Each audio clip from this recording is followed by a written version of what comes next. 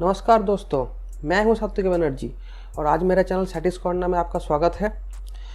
आज जो स्टोरी मैं आप लोगों के लिए लाया हूं बहुत ही रोमांचक है, बहुत ही इंटरेस्टिंग है और बहुत ही ख़तरनाक भी है। जी हाँ, आज मैं आप लोगों के सामने दुनिया का सबसे लॉन्गेस्ट चलने वाली 45 ईयर्स चलने वाली वार में से एक, दुनिया का सबसे ख़तरनाक लड़ाई में से एक और दुनिया का सबसे ज़्यादा मारे जाने वाली, मौत होने वाली लड़ाई में से एक के बारे में बात करने वाला हूँ।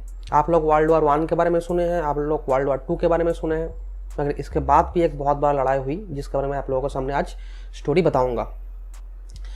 1945 में जब हिटलर ने सुसाइड कर लिया और जापान के ऊपर यूएस ने हिरोशिमा और नागासाकी में न्यूक्लियर ब्लास्ट करवा दिया, तो उन्होंने सरेंडर कर दिया जापान ने अमेरिका तक। उसके बाद दुनिया को लगने लगा कि दुनिया में एक पीस आने वाली है, दुनिया में एक थोड़ा शांति आएगी बहुत दिन बाद, मगर एक्चुअली ऐसा हुआ नहीं। दुनिया में तब के टाइम में दो सबसे बड़ा पावरफुल कंट्रीज थी, एक था सोवियत यूनियन, एक था अमेरिका। सोवियत यूनियन का जो आइडियोलॉजी था वो था कम्युनिज्म, अमेरिका का जो आइडियोलॉजी था वो था कैपिटलिज्म। दोनों टू पोल्स थे, अलग अलग, पूरा अलग अलग, ठीक है, और दोनों ही बहुत पावरफुल कंट्री थे।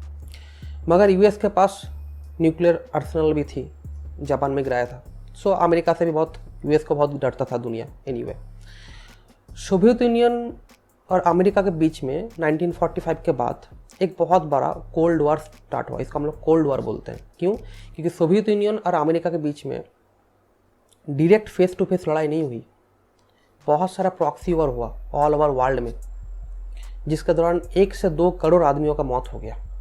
और ये लड़ाई चला 1945 से 1991 तक, इतना लॉन्गेस्ट वार। ये जो वार था, ये वार एक्चुअली स्टार्ट हुई थी 1945 के बाद से, और इसी के बारे में मैं आज आप लोगों को स्टोरी बताऊंगा। कोल्ड वार, इसको शीत युद्ध बोला जाता है, ठीक है। ये हॉट नहीं हुई, क्यों नहीं हुआ, तो इसके बारे में बताऊंगा। इसको कोल्ड क्यों बोला जाता है। 1945 के बाद से, 1945 के बाद जर्मनी दो पार्ट में डिवाइड हो गया, West Germany, East Germany. West Germany को कंट्रोल कौन करता था? अमेरिका। ईस्ट जर्मनी को कंट्रोल करता था सोवियत यूनियन, ठीक है। उसी तरह उसका कैपिटल जो था बर्लिन, बर्लिन भी 2 पार्ट में डिवाइड हो गया था, West Berlin, East Berlin. East part को कंट्रोल करता था सोवियत यूनियन, वेस्ट बर्लिन को कंट्रोल करता था अमेरिका। अब क्या हुआ, सोवियत यूनियन जो था, सोवियत यूनियन ने दुनिया में बेसिकली ईस्टर्न यूरोपियन कंट्रीज जैसे पोलैंड, बुल्गारिया, थोड़ा बहुत एशियन कंट्रीज में अपना जो कम्युनिज्म आइडियोलॉजी है उसको स्प्रेड करने की कोशिश किया। धीरे धीरे जितना भी छोटा कंट्रीज है, सबको बोला कि आप कम्युनिस्ट गवर्नमेंट लाओ, फोर्सफुली, ज़बरदस्ती, किसी भी तरह कम्युनिस्ट गवर्नमेंट लाना है।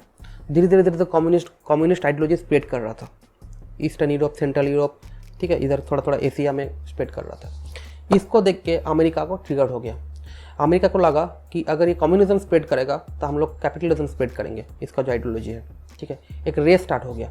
अमेरिका ने क्या किया, अपना एलाइज बना लिया, भर के बिलियंस ऑफ डॉलर इन्वेस्ट किया। कहाँ? फ्रांस में, जापान में, कोरिया में, उसके बाद यूके में। वहाँ पे बहुत सारा तहस नहस हो गया था वर्ल्ड वार 2 में, सो रीबिल्ड करने स्टार्ट कर दिया अमेरिका। सो वो लोग एलाइज बन गया अमेरिका का, वो लोग भी कैपिटलिज्म एक्सेप्ट कर लिया।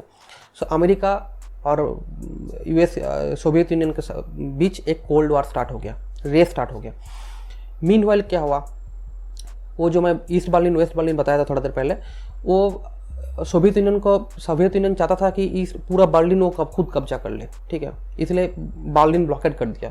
और इससे क्या हुआ, अमेरिका ट्रिगर्ड हो गया। अमेरिका को लगने लगा कि अब इसको रोकना है। एक आयरन कर्टन बन चुका था। आयरन कर्टन मतलब चर्चिल ने बोला था, आयरन कर्टन मतलब क्या होता है कि एक border, eastern European, central European में एक बॉर्डर एरिया है जिसका उस पर पूरा कम्युनिस्ट कंट्री है और इस पर कैपिटलिस्ट कंट्री है। उस पर से कम्युनिज्म को इस पर स्प्रेड नहीं करने देना है, वहीं पर रोकना है। अमेरिका ने किया कि बस बहुत हो गया, अब रोकना है। अपने अलाइज के साथ बैठा, एक ग्रुप बनाया जिसका नाम था NATO, North Atlantic Treaty Organization. अपने अलाइज के बीच में एडिशन हुआ कि यूके, फ्रांस, जापान, कोरिया, सब कुछ बीच में एडिशन हुआ कि जब भी किसी एक दूसरे का जरूरत पड़ेगा हम साथ मिलकर लड़ेंगे। कम्युनिस्ट के अगेंस्ट में जो लड़ेगा हम लोग उसको साथ देंगे, मॉनिटरी, फिनेंशियली, मिलिट्री, हर चीज़ में साथ देंगे। मगर कम्युनिस्ट को रोकना है, कम्युनिज्म को रोकना है, किसी भी तरह रोकना है, by any cost. Soviet union भी अपना स्प्रेड कर रहा था। मीनवाइल क्या हुआ, 1949 में चाइना में रिवोल्यूशन हो गया, माओ जेडंग, कम्युनिस्ट रिवोल्यूशन हो गया, ठीक है, वहाँ पे भी कम्युनिस्ट पार्टी आ गया और वहाँ का जो एक्स नेशनलिस्ट पार्टी था उसको भगा के ईस्टर्न पार्ट में कर दिया, ठीक है, जिसको आरओसी बोलते हैं, रिपब्लिक ऑफ चाइना, जिसको हम लोग आज ताइवान बोलते हैं। वो जो अभी भी बोलता है कि हम लोग सॉवरेन कंट्री है। दूसरा वीडियो बनाऊंगा।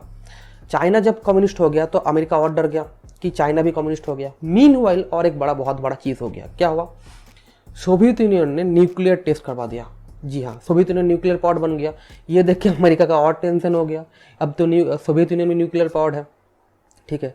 यहीं पे भी नहीं रहा, यहीं पे भी स्टॉप नहीं हुआ। सोवियत यूनियन ने क्या कर दिया, अब ICBM बना दिया, इंटर कॉन्टिनेंटल बैलिस्टिक मिसाइल, जो वहाँ पे घर में बैठ के सोवियत यूनियन में बैठ के वो रिमोट दबाएगा और वो जाके अमेरिका में जाके गिर जाएगा। तो पूरा दुनिया कांपने लग गया।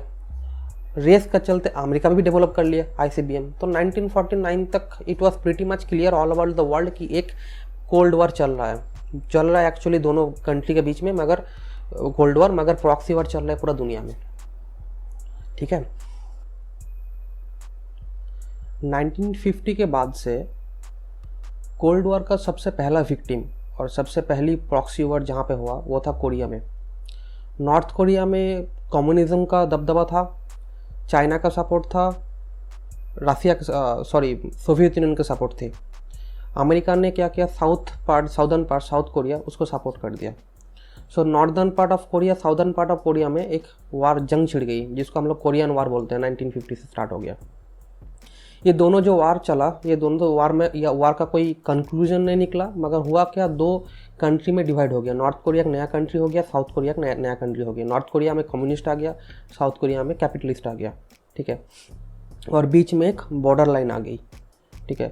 ये डेफिनेटली 50-50 इनका 50-50 था। सोवियत यूनियन के लिए प्रॉफिट था कि नॉर्दर्न पार्ट, और अमेरिका के लिए प्रॉफिट था साउदर्न पार्ट, ठीक है। अब क्या हुआ कि एशिया पैसिफिक एरिया में, साउथ ईस्ट एरिया में, जहाँ पे जो कंट्री थी जैसे कि लाओस, कंबोडिया, वियतनाम, ये सब कंट्रीज़ में फ्रेंच कॉलोनीज थी, ठीक है। अब वहाँ का जो लोकल लेवल था, वो लोकल लेवल उन लोग कॉलोनीज के अगेंस्ट में गेरिला वार कर रहा था। इसको सपोर्ट कर दिया सोवियत यूनियन ने, चाइना ने, ठीक है। इससे क्या हुआ, अमेरिका ट्रिगर्ड हो गया। अमेरिका को लगने लगा कि चाइना कम्युनिस्ट हो चुकी है, नॉर्थ कोरिया कम्युनिस्ट हो चुकी है, ठीक है। नॉर्थ वियतनाम में भी कम्युनिस्ट का दबदबा बढ़ गया है, ठीक है। तो इन लोगों को अब रोकना होगा। अब एशिया का ये जो पार्ट था, यहाँ पे कम्युनिज्म को रोकने के लिए अमेरिका ने क्या किया, साउथ वियतनाम को चूज़ किया। अब साउथ वियतनाम में अमेरिका ने क्या किया, बहुत सारा इन्वेस्ट करने लग गया। वहाँ का जो रेबल्स था वहाँ पे बहुत सारा एम्यूनिशन भेजने लग गया, बिलियंस ऑफ डॉलर खर्चा किया, अपना ट्रूप्स भी भेजा, ठीक है। सो इससे स्टार्ट हो गया वियतनाम वॉर, ठीक है। इसके बारे में दूसरा वीडियो बनाऊंगा। तो वियतनाम में एक प्रॉक्सी वॉर स्टार्ट हो गया। लाओस, कंबोडिया, ये सब भी चल रहा था, ठीक है। यहाँ पे भी रुका नहीं। अब यूएसएसआर ने क्या किया, सोवियत यूनियन ने क्या किया, सोवियत यूनियन ने आपका एशिया में, लैटिन अमेरिका मतलब साउथ अमेरिका, ठीक है, अफ्रीका, जहाँ जहाँ कॉलोनियल गवर्नमेंट के अगेंस्ट में, ठीक है, रेबल चल रहा था, वहाँ पे रेबल लोगों को सपोर्ट कर दिया यूएसएसआर ने कम्युनिस्ट गवर्नमेंट स्थापना करने के लिए। और अमेरिका ने क्या किया, बहुत सारा कंट्रीज जैसे आपका सोचिए कि चिली, गुआतेमाला, डोमिनिका, उसके बाद आपका ब्राज़ील, उसके बाद ईरान, ठीक है। यहाँ पे जो कॉलोनियल गवर्नमेंट था उसको सपोर्ट कर दिया अमेरिका ने कि आप कैपिटलिज्म को एक्सेप्ट कर लो, ठीक है, मेरा साथ अलाइज बन जाओ, मैं आपको सपोर्ट दूंगा। तो वहाँ पे भी प्रॉक्सी वार छिड़ गया। तो आप समझ सकते हो पूरा दुनिया में प्रॉक्सी वार छिड़ गया, ठीक है। हर जगह ब्लड सेट चल रहा है, हर जगह वार चल रहा है, सिविल वार चल रहा है, ठीक है। सो इसके साथ क्या, इसी का दौरान क्या हुआ, आपका 1955 में वार्सो पैक्ट हुआ। वार्सो पैक्ट मतलब क्या हुआ, जैसे नाटो हुआ था वैसे सोवियत यूनियन ने ऑर्गेनाइज किया कि उसका जो अलाइज है, eastern European countries, communist countries, सब मिलके एक वार्सो पैक्ट साइन किया कि एक दूसरे के साथ में रहूँगा, कोई किसी को अटैक करेगा तो वो किसी अमेरिका और इसके अलाइज ने अटैक करेगा तो हम लोग एक दूसरे का सपोर्ट करेंगे, जस्ट लाइक नाटो। सो वार्सो पैक्ट भी साइन अप हुआ, ठीक है। उसके बाद क्या हुआ, 1956 में एक बहुत बड़ा कांड हो गया। 1956 में क्या हुआ, हंगरी जो है, हंगरी में, ठीक है, एक रिवोल्यूशन हो गया सोवियत यूनियन के खिलाफ। वहाँ पे सोवियत यूनियन का दबदबा बढ़ रहा था, उसके खिलाफ रिवोल्यूशन हो गया। एक बहुत बड़ा इंपॉर्टेंट हिस्ट्री है, ठीक है। उसको सोवियत यूनियन ने ज़बरदस्ती टैंक भेज के, ट्रूप्स भेज के दबा दिया, उसको क्रैश कर दिया, ठीक है। नॉट ओनली दैट, अब स्टार्ट हुआ स्पेस का रेस। सोवियत यूनियन ने रॉकेट भेज दिया स्पेस में, उसको देख के अमेरिका भी रॉकेट भेज दिया स्पेस में। तो ये रॉकेट भेज रहा है, वो भी रॉकेट भेज रहा है, तो स्पेस रेस स्टार्ट हो गया। सब समझ रहे हो कि कोल्ड वॉर जो है वो खाली लड़ाई नहीं था, वो खाली फील्ड में प्रॉक्सी वार भी नहीं था, स्पेस में भी पहुंच गया था, स्पेस वार भी। दुनिया का कोने कोने में तब सिविल वार छिड़ गई, हर जगह वार चल रहा है, ब्लडशेड चल रहा है, सिविल वार चल रहा है, प्रोटेस्ट चल रहा है, प्रॉक्सी वार चल रहा है। इजिप्ट में सुएज कनाल है, वहाँ पे क्राइसिस स्टार्ट हो गया, इसके बारे में दूसरा वीडियो बनाऊंगा, सुएज कनाल क्राइसिस, वहाँ पे भी क्राइसिस हो गया, कोल्ड वार का इम्पैक्ट आ गया, कहीं का नहीं छोड़ा, हर जगह में कोल्ड वार का इम्पैक्ट आ गया, लाखों में लोग मरने लगा, ब्लडशेड हो गया, ठीक है। 1960s के बाद से एक नया थ्योरी कॉन्सेप्ट में, नया थ्योरी का स्टार्ट हुआ। जो कंट्रीज अमेरिका के साथ था, कैपिटलिस्ट कंट्री था, उन लोगों को फर्स्ट वर्ल्ड कंट्रीज बोला जाता था, उन लोगों का डेवलपमेंट भी बहुत रैपिड हो रहा था, फर्स्ट वर्ल्ड कंट्री बोला गया। जो कंट्रीज सोवियत यूनियन के साथ था, ईस्टर्न यूरोपियन, सेंट्रल यूरोपियन, इन लोगों को बोला जाता था सेकेंड वर्ल्ड कंट्री बोला जाता है इन लोगों को, ठीक है। और कुछ एक ग्रुप था, कुछ एक देश थी जो ना कम्युनिस्ट को सपोर्ट किया, ना कैपिटलिस्ट को सपोर्ट किया, ये ग्रुप फ्री कंट्री है, किसी को सपोर्ट नहीं करेगा, इन लोगों को थर्ड वर्ल्ड कंट्री बोला गया, जिसका मेन लीडर था इंडिया, इंडोनेशिया, चेकोस्लोवाकिया और इजिप्ट। ये चारों ने लीड किया और बहुत सारा कंट्रीज़ ग्रुप फ्री बन गया, कोई गुट में नहीं रहूँगा, जैसे अफ्रीका का बहुत सारा कंट्रीज, साउथ अमेरिका का बहुत सारा कंट्रीज। तो तब से हम लोग बोला जाता ना, आप लोग सुने होंगे कि India is a third world country, तब से थर्ड वर्ल्ड कंट्री का कॉन्सेप्ट आया, ठीक है। उसके बाद क्या हुआ, 1961 में एक बहुत इंपॉर्टेंट टॉपिक है, क्या हुआ कि बर्लिन वॉल में बोला था ना कि बर्लिन जो ब्लॉकेड हुआ था, बर्लिन मतलब ईस्ट बर्लिन, वेस्ट बर्लिन, ठीक है। ईस्ट जर्मनी और वेस्ट जर्मनी दो कंट्री हो गया था। 1961 में बर्लिन का बीच में एक वॉल कंस्ट्रक्शन स्टार्ट हुआ, यूएसएसआर ने स्टार्ट कर दिया एक वॉल कंस्ट्रक्शन, क्योंकि ईस्ट साइड से वेस्ट साइड तक बहुत आदमी, वहाँ का बहुत सारा लोकल रेसिडेंट क्रॉस कर रहा था इलीगली, ऑलमोस्ट 20% इधर से उधर क्रॉस कर गया, क्योंकि वेस्ट बर्लिन जो है बहुत रैपिडली ग्रो कर रहा था, सो बेटर प्रॉस्पेक्ट का चलते ईस्ट साइड से वेस्ट साइड आ रहा था। तो यूएसएसआर ने क्या किया, सोवियत यूनियन ने क्या किया, बीच में एक वॉल खड़ा कर दिया, इसको बर्लिन वॉल बोलते हैं, 1961 में स्टार्ट हुआ था, ठीक है। बहुत हिस्ट्री टॉपिक, इंपॉर्टेंट टॉपिक है ये, मैं इसके बारे में कोशिश करूँगा दूसरा वीडियो बनाने की। उसके बाद क्या, 1959 में क्यूबा में एक रिवोल्यूशन हुआ, कम्युनिस्ट रिवोल्यूशन, फिदेल कास्त्रो, चे गुएवारा, आप नाम सुने होंगे, ठीक है। और वहाँ पे कम्युनिस्ट गवर्नमेंट आ गया। क्यूबा के जो देश है बहुत छोटा देश है, मगर अमेरिका के सामने है, इससे अमेरिका को टेंशन हो गया। अब क्या किया, सोवियत यूनियन ने क्यूबा को सपोर्ट कर दिया, ऑब्वियसली वहाँ पे कम्युनिस्ट गवर्नमेंट आ गया, तो सोवियत यूनियन ने उसको खुल्लम सपोर्ट कर दिया। और अमेरिका ने चाहा कि क्यूबा में कम्युनिस्ट गवर्नमेंट को किसी भी तरह ओवरथ्रो करने के लिए। इससे क्या हुआ, 1962 में एक क्यूबन मिसाइल क्राइसिस स्टार्ट हो गया। क्यूबन मिसाइल क्राइसिस क्या है, ये भी एक बहुत बड़ा टॉपिक है, इसके बारे में कोशिश करूँगा एक बहुत अच्छा वीडियो बनाने के लिए। जब अमेरिका चाहता था कि ओवरथ्रो करे क्यूबा के कम्युनिस्ट गवर्नमेंट को, तो सोवियत यूनियन ने क्या किया, अपना जो ICBM न्यूक्लियर मिसाइल है वो अपना वारशिप में लेके वहाँ पे जाके क्यूबा में जाके बेस करवा दिया, वहाँ पे जाके खड़ा करवा दिया, अमेरिका की तरफ टांग दिया। अमेरिका ट्रिगर हो गया, अमेरिका को लगा कि अब तो इसका जवाब देना पड़ेगा। अमेरिका ने क्या किया, अमेरिका भी अपना वारशिप भेज दिया, न्यूक्लियर मिसाइल को क्या किया, क्यूबा की तरफ कर दिया। और वेस्ट जर्मनी से क्या किया, बहुत सारा मिसाइल जो है न्यूक्लियर मिसाइल वो यूएसएसआर की तरफ कर दिया। ऑलमोस्ट न्यूक्लियर जंग छिड़ने ही वाला था, ऑलमोस्ट न्यूक्लियर जंग आप लोग मूवीज़ में देखते हो ना, ऑलमोस्ट जंग छिड़ने ही वाला था। अगर वो हो जाता तो दुनिया ख़त्म हो जाता। दोनों के पास इतना न्यूक्लियर आर्सेनल था कि इस दुनिया को लगभग 50 बार ख़त्म कर दिया जाए, सोचिए आप। तो पूरा दुनिया को पता लग गया था कि अब न्यूक्लियर वार छिड़ने ही वाला है, मगर लास्ट मोमेंट में दोनों स्टॉप हो गया, न्यूक्लियर वार नहीं हुआ। और जो कोल्ड वार कोल्ड ही रहा, हॉट होते होते बच गया, कोल्ड वार ही रहा। 1968 में प्राग रिवोल्यूशन हुआ, जैसे हंगरी में हुआ, प्राग में, चेकोस्लोवाकिया का जो कैपिटल है, मैं बोला था कि चेकोस्लोवाकिया एक गुड फ्री कंट्री है, वहाँ पे रिवोल्यूशन हुआ, जिसको यूएसएसआर ने, सोवियत यूनियन ने ज़बरदस्त उसको क्रॉस करवा दिया हंगरी की तरह। तो 1969 तक ऐसे बहुत सारा प्रॉक्सीज चल रहा था, बहुत सारा रिवोल्यूशन हो रहा था और क्रॉस किया जा रहा था।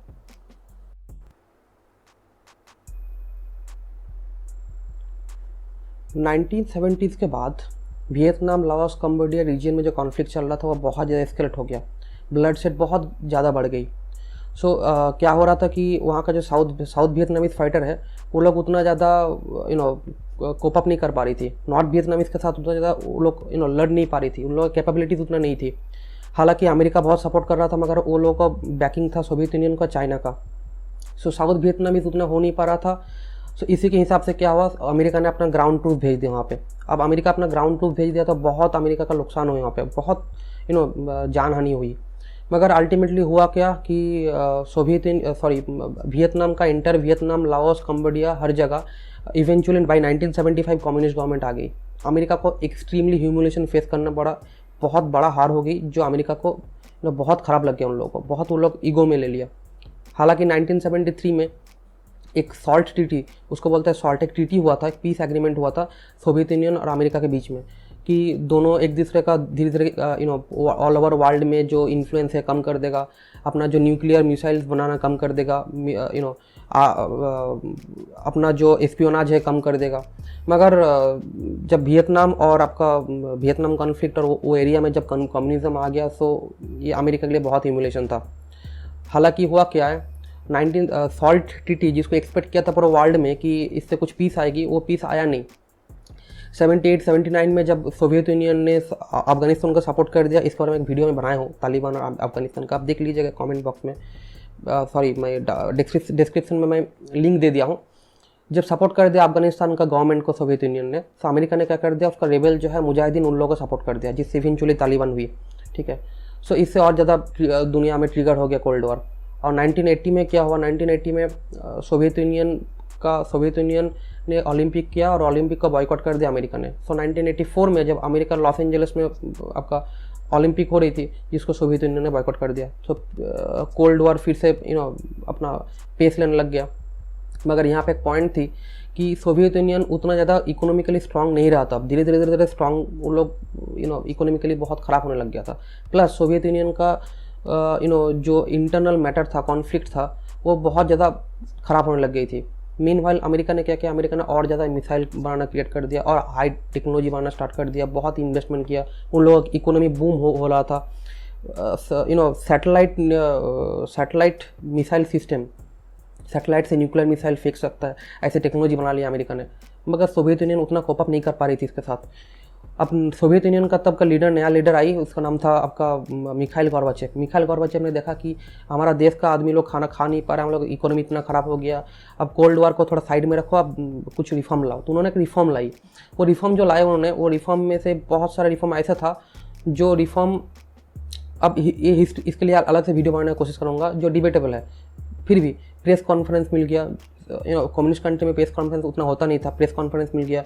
ठीक है, वहाँ का जो इकोनॉमिकल रिफॉर्म्स बहुत लाया, वहाँ का जो लोकल लीडर्स है उन लोगों को ज़्यादा वॉइस रेज करने का मौका मिल गया। और सोवियत यूनियन जो था वो अलग अलग प्रोविंसेस भी डिवाइड थी, जिसको सोवियत बोला जाता था, सबको मिलकर यूनियन थी। तो सोवियत जो था, वो सोवियत लोग धीरे धीरे उन लोगों का वॉइस रेज किया, वो लोग बोल रहे थे कि हम लोग अलग से कंट्री चाहिए। वो लोग क्या धीरे धीरे पीसफुल प्रोटेस्ट करना स्टार्ट कर दिया। इंटरनल मैटर बहुत ख़राब हो रहा था सोवियत यूनियन में, रिफॉर्म्स काम नहीं कर रहा था, रिफॉर्म्स बैक थ्रस्ट मार दिया सोवियत गोर्बाचेव का। 1989 में क्या हुआ, 1989 में आपका जो वेस्ट जर्मनी था, उसका वेस्ट बर्लिन, ईस्ट बर्लिन, उसमें जो बर्लिन वॉल था, बर्लिन वॉल फॉल हो गया। 1990 में वेस्ट जर्मनी, ईस्ट जर्मनी मिलकर एक जर्मनी नया सोवरेन कंट्री बन गई। और 1991 में the last nail on the coffin, Soviet union split हो गया। 15 सोवियत अलग अलग होके 15 जो सोवियत अलग अलग होके एक सॉवरेन कंट्री बन गई, जैसे अजरबैजान, तुर्कमेनिस्तान, उज्बेकिस्तान, कजाकिस्तान, ठीक है, जॉर्जिया, सर्बिया, बहुत सारा कंट्रीज हो गया, अलग अलग 15 कंट्री हो गया। अब क्या हुआ, सोवियत यूनियन जो था वो रसिया में, मतलब नया कंट्री हुई रसिया, जिसका कैपिटल था मॉस्को। अब उतना बहुत वीक थी रसिया, तो ऑफिशियली बोला जाता है कि 1991 ही कोल्ड वॉर का एंड है। तो कोल्ड वॉर वहाँ पे एंड हुई। एक्चुअली थियोरेटिकली आप बोल सकते हो कि कोल्ड वॉर वहाँ पे एंड हुआ, मगर कोल्ड वॉर एक्चुअली एंड नहीं हुआ, उसके बाद से चलने लग गया, कंटिन्यू अभी तक चल रहा है कोल्ड वॉर। उसी का 4-5 साल बाद यूगोस्लाविया में एक बहुत ब्लड शेड हुआ, मारामारी हुई। फिर 2003 में सद्दाम हुसैन इराक के साथ अमेरिका का लड़ाई हुआ। उसके बाद बशर उल असद सीरिया में, नॉर्दर्न सीरिया में जो है, सीरिया एरिया में, वहाँ पे वो असद रेजिम के साथ जो गेरिला वार, वहाँ पे असद रेजिम को सपोर्ट कर रहे रसिया, और गेरिला, सुन्नी गेरिला को सपोर्ट कर रहा है अमेरिका। उसके बाद यमन में भी जहाँ पे सिविल वॉर चल रहा है, अभी एक साइड में रसिया है, एक साइड में अमेरिका है। So typically cold war is not yet done, चलता रहेगा जब तक पावरफुल कंट्रीज लड़ता रहेगा अपने बीच में। दुनिया में सोल पावर तब का स्टार्ट हो गया, America sole one and only power, ठीक है। आफ्टर मैं तो यही बोल सकता हूँ, जितना हो सकता है आप लोगों को बोलने का कोशिश किया, कहीं पे कुछ गलती हो गया तो करेक्ट कर दीजिएगा, कमेंट बॉक्स में लिखिएगा। मेरे चैनल को ज़रूर सब्सक्राइब कीजिएगा, लाइक कमेंट शेयर कीजिए, और मिलते हैं नेक्स्ट वीडियो में। आज के लिए इतना ही, थैंक यू।